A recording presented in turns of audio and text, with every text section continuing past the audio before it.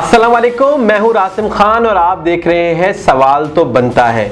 सवाल बनता है कि पाकिस्तान में जो आज हो रहा है सियासी तौर पे इंतकाम, क्या वो होना ज़रूरी है।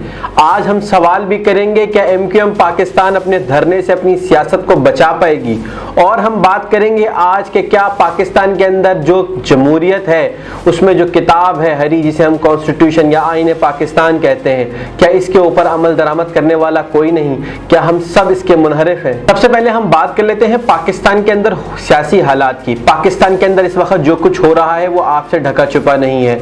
जो भी हुकूमत आती है वो आने वाली पिछली जाने वाली हुकूमत के साथ अपनी इंतकामी कार्रवाइयों का सिलसिला जारी रखती है। पंजाब में गुजरात के जो चौधरी हैं आजकल वो इसी चीज का शिकार है। मोनिस इलाही मुल्क से बाहर हैं और परवेज इलाही के घर में छापे पे छापा पड़ रहा है। उनके पर्सनल सेक्रेटरी को भी उठा लिया गया, उसके साथ साथ बहुत सारे इर्द गिर्द के लोग भी मिसिंग है।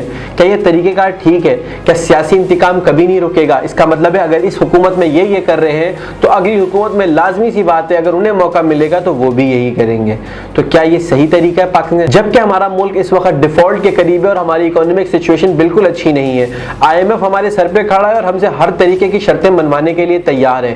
क्या हम उन शर्तों को मान के अपने लोगों को महंगाई के अंदर धकेल देंगे, या हम कुछ और भी शराफिया के लिए फैसले करेंगे कि वो भी अपने आप को बदलें? क्या वो अपने आप को कभी नहीं बदलेंगे? क्या वो हम पे इसी तरह बोझ टैक्सों का डालते रहेंगे और खुद के याशियां और खुद के मजे कायम व दायम रखेंगे?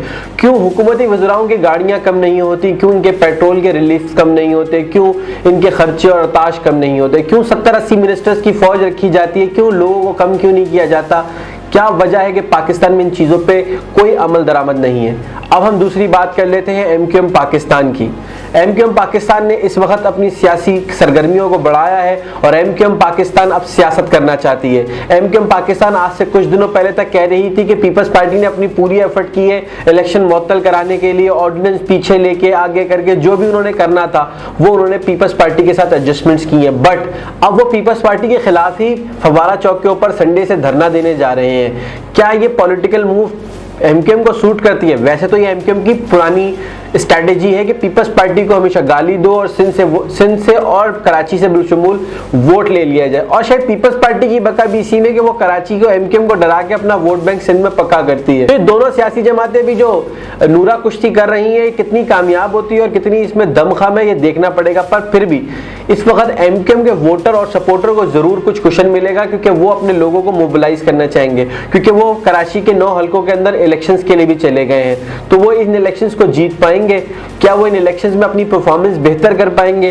क्या वो अपने बानी का बाइकआउट खत्म कर पाएंगे? ये सब सवाल संडे को होने वाले उनके इस जलसे, इस धरने से लग जाएगा कि कितनी पार्टिसिपेशन है। अगर पार्टिसिपेशन हमारी एक्सपेक्टेशन से ज्यादा हुई या ओवरवेलमिंगली MQM के जो लोग धड़े टूटने के बाद एक हुए वो सब बहुत बड़ी तादाद में वहां मौजूद होते हैं, ये इस बात का जरूर इंडिकेशन होगा कि MQM पाकिस्तान को कुछ ना कुछ अगले आने वाले इलेक्शंस में या ज़िमनी इलेक्शंस में मिल सकता है। अब ये आने वाले दिनों में कराची की सियासत बताएगी कि PTI किस तरीके का काम कर रही है और जमात इस्लामी और पीपल्स पार्टी तो काम कर ही रही है सिंध में और बिलखुसूस कराची में, क्योंकि फ्लाईओवर्स, रोड्स और आजकल सारी जगह पे पीपल्स पार्टी ने जो है वर्किंग अपनी शुरू कर दी है। तो क्या उसको भी कोई वोट मिल सकते हैं कराची से? ये आने वाले दिनों में पता चलेगा। तीसरा हमारा आज का टॉपिक था कि हम क्या कॉन्स्टिट्यूशन ऑफ पाकिस्तान पे अमल कर रहे हैं? बिल्कुल नहीं कर रहे हैं। इस किताब को जब दिल चाहा, जैसे दिल चाहा हमने अपने पैरों के नीचे रौंदा है, कभी डिक्टेटर्स ने और कभी सियासतदानों ने।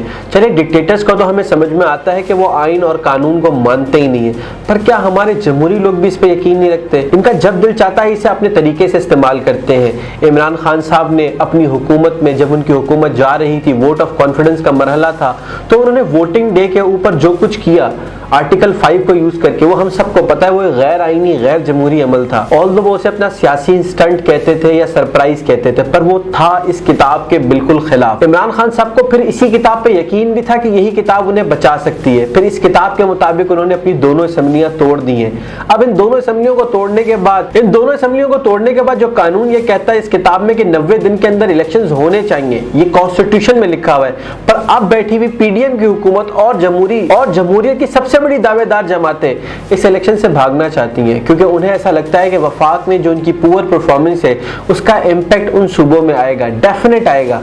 पर क्या इसके लिए जमहूरी सिस्टम्स को रोकना अच्छी बात है? क्या जमहूरी रिवायात को परवान कभी नहीं चढ़ाना? क्या अपनी जीत हार बहुत वैल्यू रखती है? ऐसा नहीं होना चाहिए। हमारे मुल्क, पड़ोसी मुल्क भारत के अंदर भी अलग अलग टाइमों पे अलग अलग रियासतों में इलेक्शंस होते हैं और फेडरल के इलेक्शंस अलग होते हैं। कभी उनके सियासी निज़ाम के अंदर कोई प्रॉब्लम नहीं आई तो हमारे सियासी निज़ाम के अंदर क्यों प्रॉब्लम आई है? एक बात बिल्कुल ठीक है, जिस बात का डर हुकूमत को रहेगा कि अगर अभी हम पंजाब और केपी में इलेक्शंस करा लेते हैं और पीटीआई जीत के भी आ जाती है तो क्या जो जनरल इलेक्शंस होंगे उसमें हमारा कोई चांस बनेगा? क्योंकि सीएम तो पीटीआई का होगा। ये एक सवाल है। पर इसके लिए हम अगर अपने बराबर वाले मुल्क में देखें और कॉन्स्टिट्यूशन में जरा सी अमेंडमेंट कर लें तो उससे ये मसाइल हल हो सकते हैं। क्योंकि क्या वही वाली बात जो मैं अभी आपसे शुरू में कह रहा था, किताब की वैल्यू हमने खत्म कर दी है। जिस तरह हम अपनी शरीयत से बाहर नहीं जा सकते तो मुल्क चलाने के लिए इस किताब से बाहर नहीं जा सकते। जब भी हम इस किताब से बाहर गए हैं हमें उसका नुकसान हुआ है। हम पे डिक्टेटर्स आए हैं या फिर हमने जो कुछ बर्दाश्त किया है, आज पाकिस्तान जिस नौयत पे बैठा है बार बार इस किताब की पामाली की वजह से है। अल्लाह हम सबको अकल दे और हमारे हाकिमों को इसके ऊपर अमल करने की तौफीक भी दे, क्योंकि ये उन्हीं की बनाई हुई किताब है जिसे वो आइन या कॉन्स्टिट्यूशन ऑफ पाकिस्तान कहते हैं। आज के लिए बस इतना ही। आपसे मुलाकात होगी अगले प्रोग्राम में। जब तक के लिए दीजिएगा मुझे इजाज़त। अल्लाह हाफिज़। पाकिस्तान जिंदाबाद।